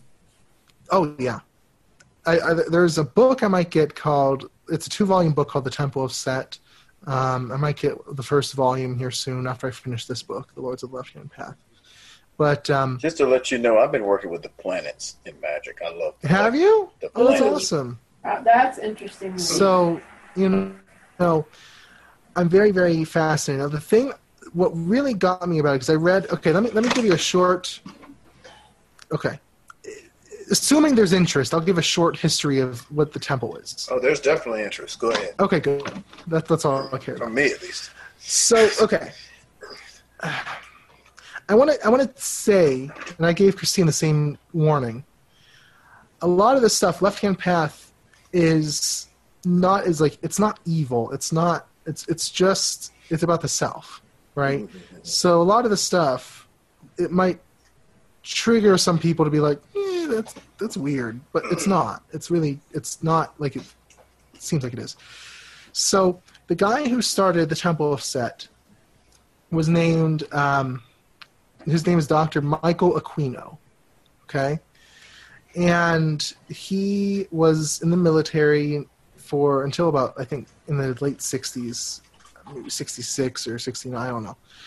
And he, I listened to this interview with him, this hour-long interview with him. There was a podcast with him on, and he talked about how he was always interested in philosophy. He was an existentialist for a while, so he was kind of wondering, why are we here? The normal philosophical questions, right? And so he eventually met. Okay, I'm going to say a name. Justin would probably have heard of him. Don't know if anyone else will have. Anton LaVey. Yep. Yeah, I've heard of him. Yeah. Okay. So he eventually met Anton LaVey. Anton LaVey is the guy that started the Church of Satan. Mm-hmm. Okay. So Michael Aquino got into that for about 6 years, from 1969 to 1975. And it's the same sort of thing where they focus more on the left-hand path through the lens of, the dark deity of Christianity, which is Satan, obviously. Today, Christine is loving this. Oh yeah, she's. She actually listened to part of the video with me. I understood. I do understand. Yeah. Oh, okay. But now today, the Church of Satan is staunchly atheistic. Now that doesn't make any sense. Nope. But it's more of a philosophy, but is staunchly atheistic. Like the guy who leads it today, Peter, don't know his last name. Peter, we don't care. No. Is really, really like a materialist. I mean, as atheist as they come, right? So they're, that's their thing. But when it started, according to Aquino and according to what I've seen also, it was theistic. It was very spiritual. Okay, and they were all about exploring those paths that are, about the individual and freedom, that kind of thing. And this is the Church of Satan you're talking about? Correct, right. Okay. So in 1975, though, there was a shift where I guess LaVey was sort of split between this more spiritual side and a more outwardly social side where they were just sort of for the shock aspect of it. And you know what I mean? Like, oh yeah, we're Satanists, whatever. He started to go towards that side, which Aquino didn't like, and he started to do something that a lot of the priests at the time, Aquino was like at the top of the organization, like fifth degree.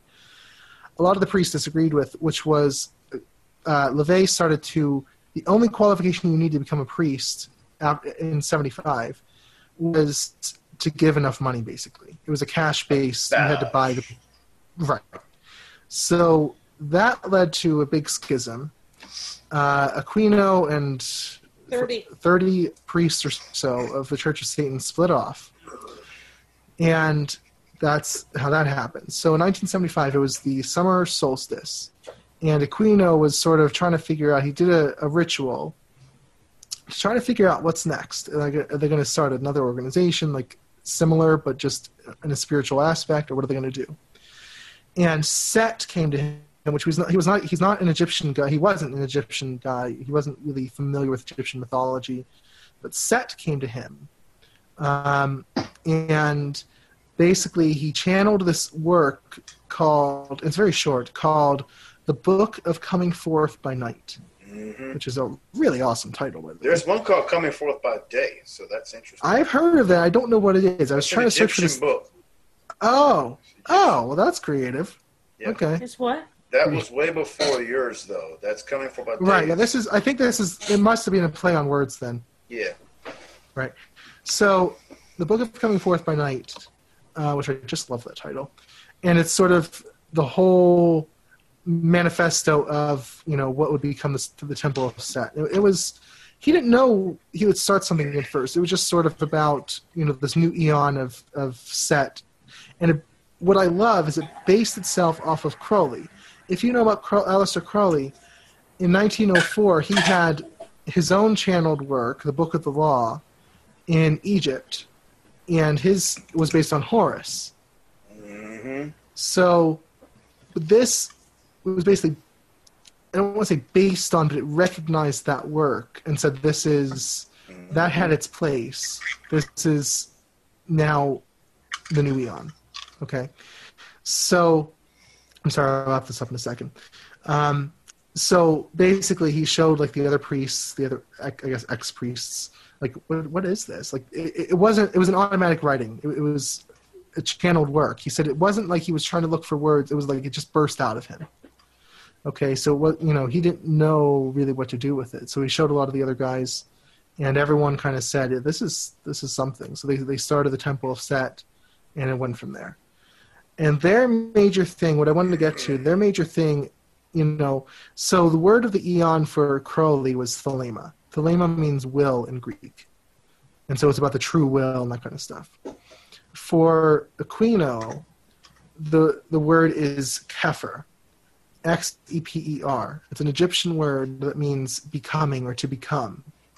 And it's about your will, but the act of using that will to become something new.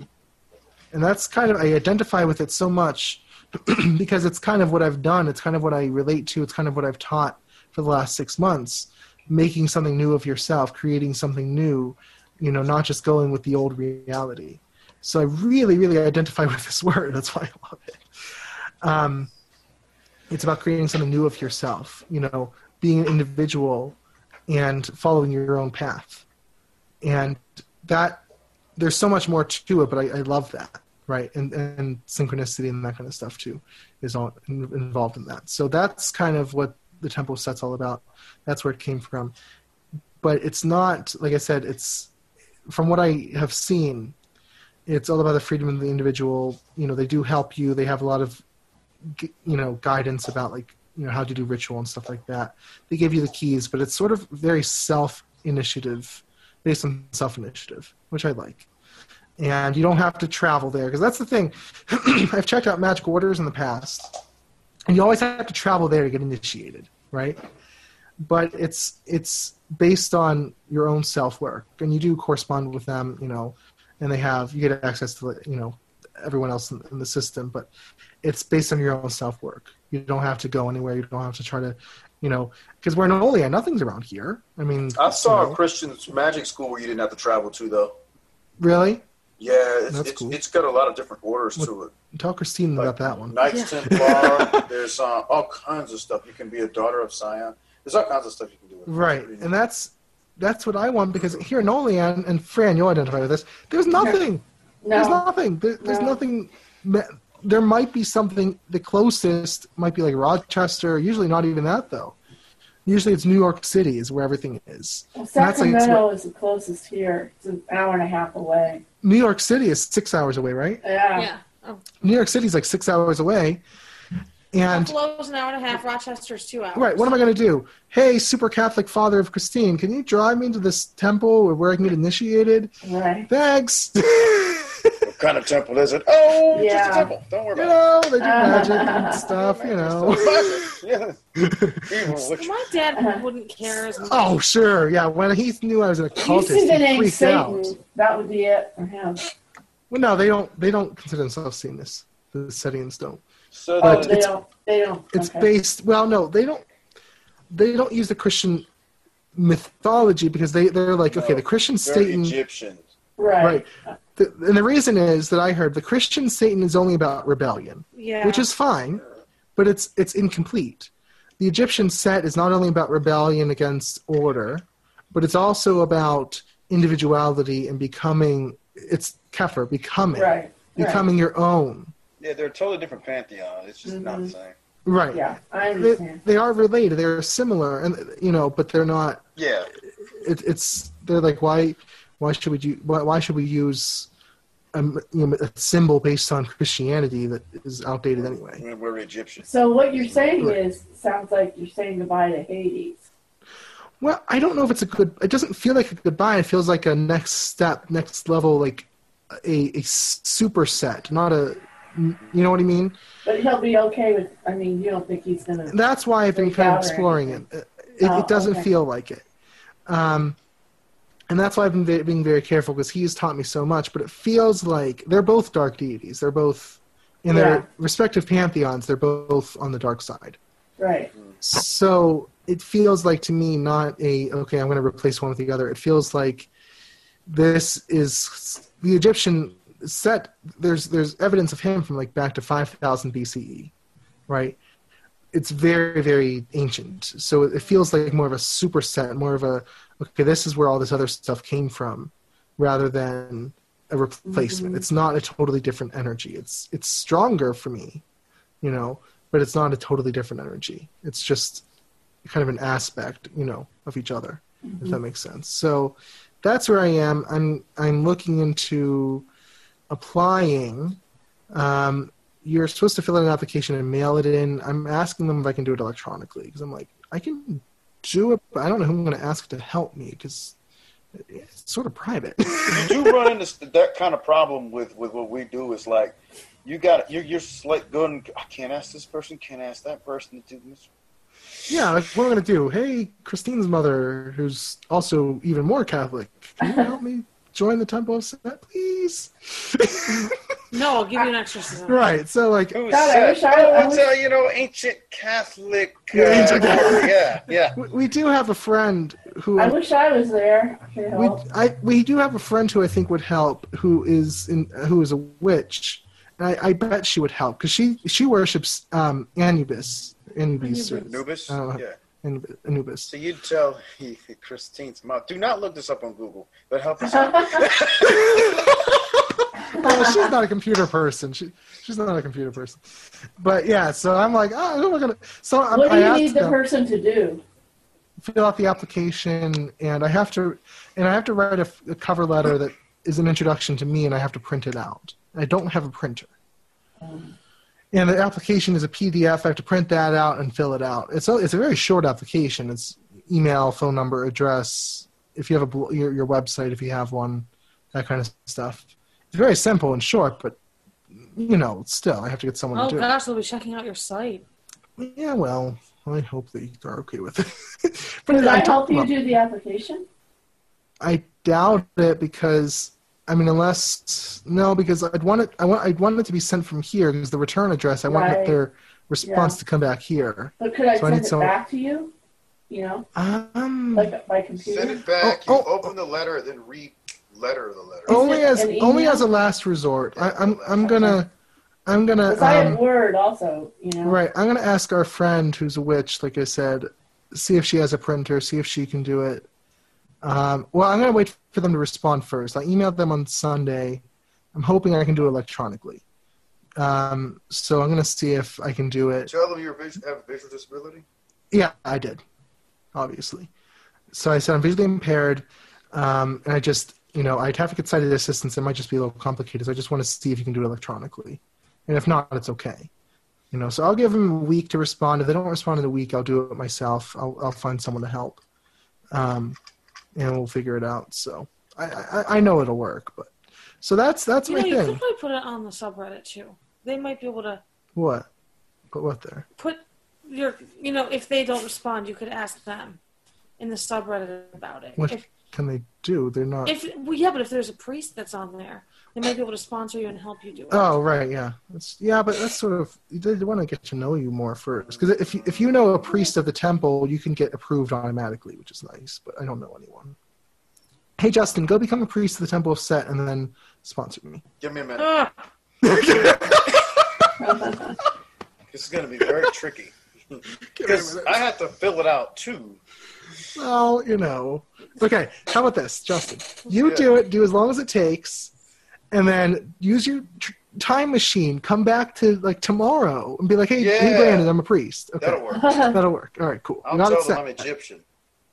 I'm Egyptian. I got this pyramid. That's right. All right, so you do that. You got it all set. That's awesome. I'll go send them I'll go buy an Ankh and send it to them in the mail. Man, that's all right, see? All right, awesome. We got it all set up. Okay. So, yeah. I've got a store near me with Egyptian stuff, like African Egyptian awesome. stuff. All over the place. That's cool. Well, the cool thing is they're not, super committed to just Egyptian. They do anything. That's their basis, but they will do, there's a guy there who does Aztec magic. Oh, God. Yeah. That's interesting. That's creepy a little. Yeah. Well, nothing bad. Just I don't know. That's kind of cool. And there's one person that identifies as a neo-shaman. You get into that, Justin. A neo-shaman? So, neo-shaman, he calls himself. So there's all sorts. So it's not just Egyptian, that's it. It's all sorts of different types, which I like. Because, again, I'm very eclectic in my focus. And I don't want to be bound to one thing. So you don't... Are there people there that use other deities or spirits than the Egyptian? Right. Ooh, that might be a temple I want to join. Yeah, you check it out. Really, Kefir.org is the website. I can use the archangels. I'm sure. Shit. I'm sure you could. That's why I call myself a divine shaman, because of the same reasons you do. It's too high magic. Too much high magic takes too long. It's a little bit too structured, a little bit too complicated. Right. And then I'm learning low magic. I'm learning the herbs. I like herbs. I like burning herbs and whatnot. But, me too. I don't burn herbs. I use oils, but I like oils too. I just don't. I put some oil and mix it with some herbs and burn it. Just not at all. But low magic just isn't my thing. Yeah. I like both because but it's it's a blend of both, and then I use like I was connected with raccoons just now, not too long ago. Oh, that's cool. Raccoons. That's awesome. That kind of energy. So they're definitely open to anything.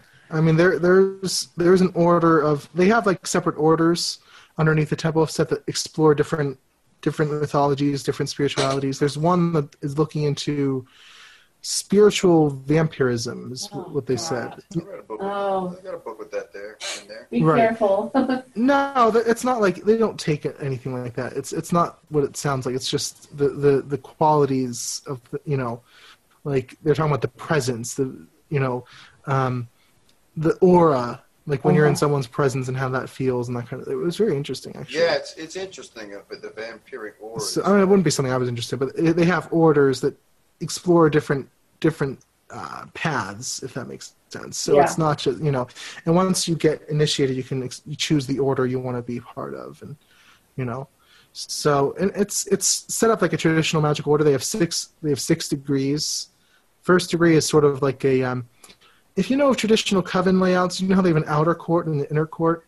Yeah, like the outer witch temple, and Christopher Pinshat.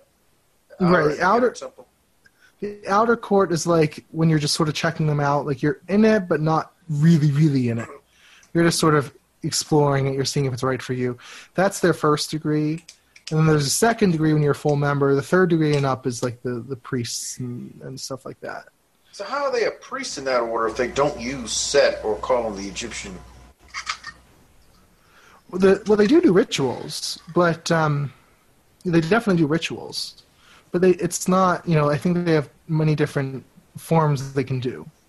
It's not like set to one thing or another, but they do definitely have rituals. It's just they give you a lot of freedom. Do you have like conference calls where you do stuff together? They have, well, if you're with people locally, you can meet up. They have an online forum with all the study-ins in the whole world you can connect with and talk to. They have pylons, which are like local groups you can study and stuff like that. But there are not any of those around here. If you're a second degree, no. If you're a second degree, you can start one. So maybe that's something I can do one day. And then they have the orders that study different subjects. What are the orders? I'm very curious. I don't know. It's not, as far as I know, it's not public. All I know is the vampiric one that's just sort of, but they have like 30 some odd orders. They have lots of them. I'm about to look at that. There's several orders in the Christian one. Right. Angelic order. There's the Daughters of Sion. Right. Knights so Templar, and a bunch right. Of so they study all sorts of different things. So I'm very interested to see what they have too, because I bet there's something I could find that. You should email me a link just into the school. Yeah, you should. Christine would love that kind of thing. She's been okay. She wants to do something more Christian, but that wouldn't require you traveling to it. You don't travel to that one yet. They blend that. There's several different orders because they blend Egyptian.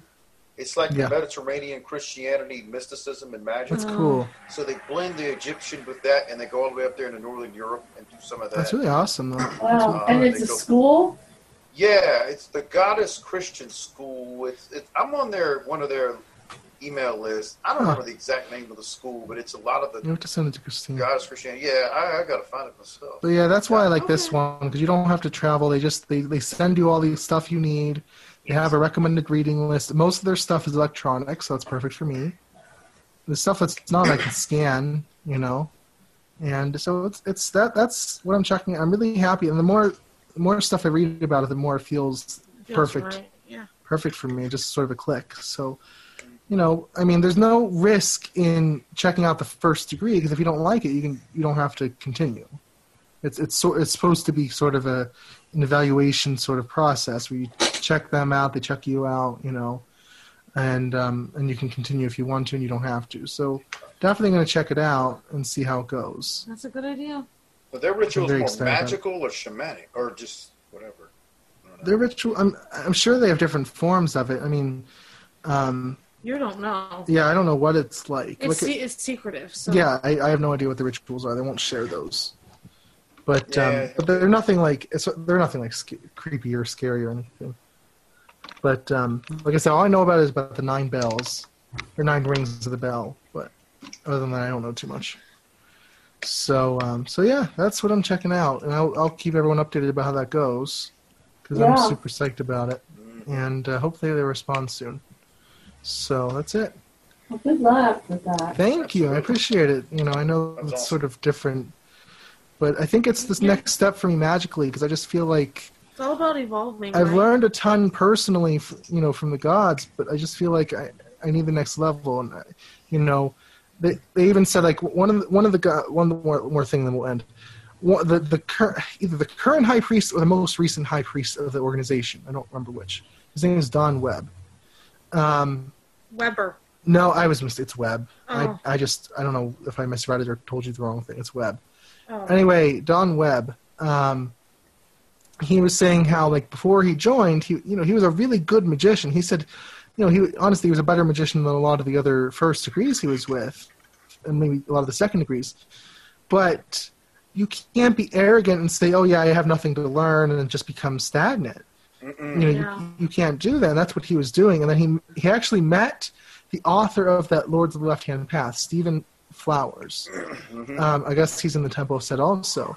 And he met him, and he Flowers sort of awakened him to the reality that he has room to grow. So he joined, and and now he was at least the high priest. I don't know if he still is or not, but so I know I'm a very good magician. Like I can manifest, I can create a lot of things, but I know I'm sure I have a lot to learn also. There's always another level. Well, one thing you'll learn is, and I did this as a martial artist, Stephen, you will think you're good because you're going to work on your strengths and just be good at them. And then you're going to have weaknesses that you just didn't acknowledge. Like, that you didn't know it's about. one of those things. It's like, you're good at certain things, but it's like, you know, and I've ran into that too. So I'm always trying to learn. Right. So, I mean, I've been on a very solitary path for years. And, you know, like I said, Hades has been great about teaching me. But, you know, there's only so much you can do without an actual person or people who can actually, you can bounce ideas off of and learn from and that kind of thing. And it's not, what I like about it, it's not a set system, like, no pun intended, it is set.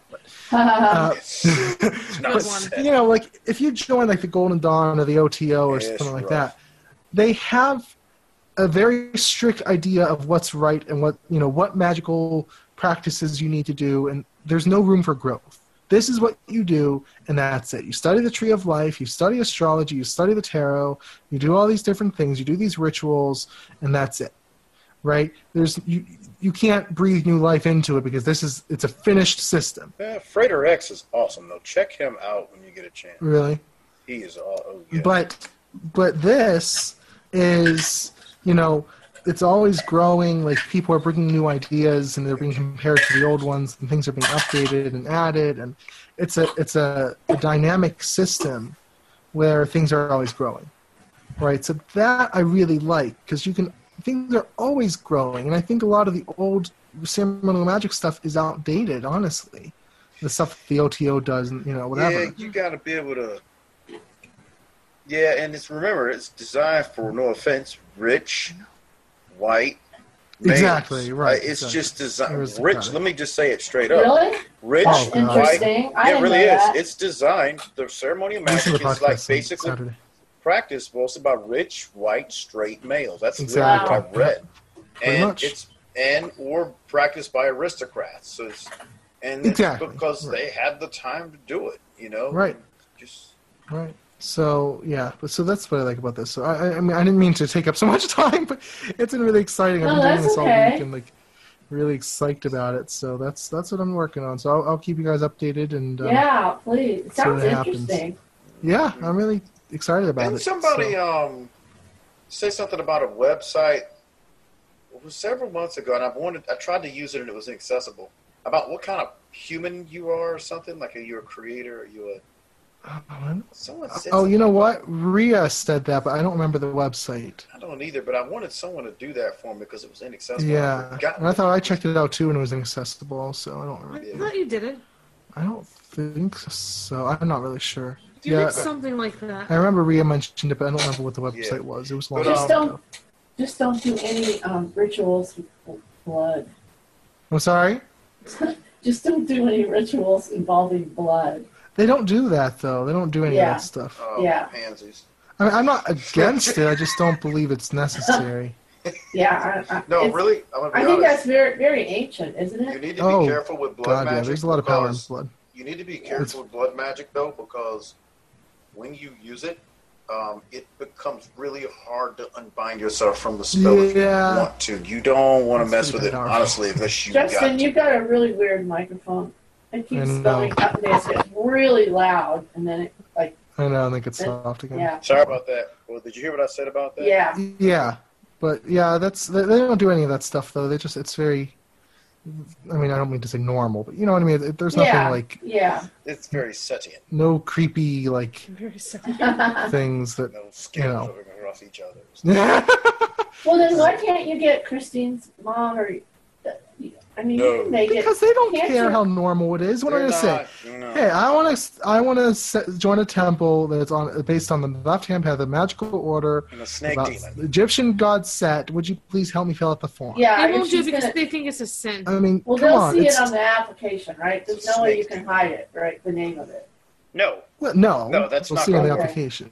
Right. No, and I have to write a cover letter anyway. Yeah. I mean, I'm going to talk about my magical experience and stuff. It's not going to happen. At least it's not the Church of Satan, but to them it might as well. It may as well be. If you don't have a printer, you could just use a zip drive and then have somebody go to the Kinko's library or something. Kinko's, yeah. That's what I do. I still need to fill out the application, or something like that. Yeah, I mean, but you know, he can. The witch. I'll figure it out. I'll manifest it. Yeah, it'll work out. So, well, thank you though. I'll keep you guys updated next week about how it goes. Okay. One way or another, I'm applying. Good. Wish me luck. I know. Spell it again. Keffers.org. Keffer. It's Xeper. Oh my goodness. I know. It's an Egyptian word. Say it again. Keffer. It sounds like Keffer, but it's Xeper. And then Keffer, there's in the market. It's like a yogurt thing. I knew that. Kefir. Of course, I would have spelled it Xeper. Oh, really? Yeah. Keffer. Have you ever seen Keffer in the soup? Never heard of it. It's a form of yogurt. It's very common in the dairy section. Never heard of it. It's called Kefir. It's really good for you. It's like a probiotic. So yeah, check it out, Justin. And under resources, they have a lot of articles about what it's about and that kind of stuff. So check it out. Xeper. Okay. That's me. All right. Well, thanks everyone. Thank you. Appreciate it. Bye. Okay. Bye. Bye.